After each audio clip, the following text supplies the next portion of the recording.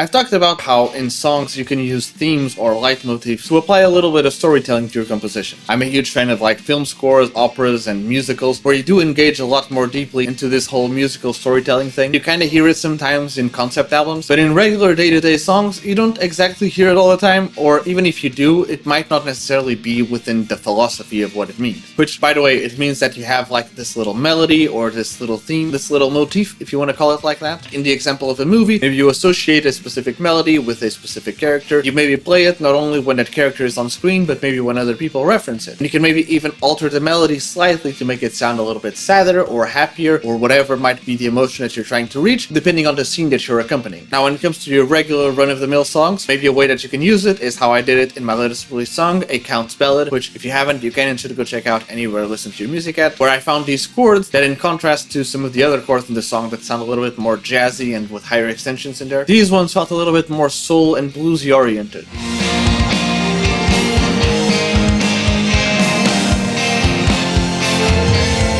Or it's just an A chord but with the 9th and the 4th. Then you go to like a G chord but with a sharp 11, a D chord with the 6th in there, then you'd resolve to the E. And again, those chords just by themselves, A, G, D, they're not really fancy chords, but with the voice leading that we're applying in here, I just thought they sounded very cool, and especially when compared to some of the more jazzier chords of the song, these ones give it a more organic and down-to-earth vibe, if you can even call it that, or give it those adjectives. But yeah, because it brings us down to E, where I think is where most of the song fits in, where technically the song is an F because it has a capo in there, but we're talking about the E shape. Every time I wanted the riff to fall back into itself and come back to E and feel a little bit more secure, I would use those chords. And like most storytelling, I might give it a specific meaning, but all these things are subjective and interpretive. They might make you feel a specific way that maybe isn't the way I intended, and in some ways, I think that's kind of cool. Do you work with themes or leitmotifs too often? Let me know. And while you're at it, don't forget to leave a like, comment, subscribe, turn on all the notifications, follow it, stay tuned for more, because I'm releasing new songs every week, and I'm releasing new videos every day, twice a day. If you enjoyed this one, I'm sure you'll like the other ones too, and perhaps even share them with a friend who might also enjoy them. In case it wasn't obvious already, go check out my latest release song, A Count's Ballad, anywhere you listen to your music at. And I want to once again thank all of you guys so much for the support in these songs and videos. It really has been amazing, and it really means a lot and makes all the difference. I can only really thank you guys so much, but truthfully and sincerely, thank you very much. I can only hope to see you in another video, but until then,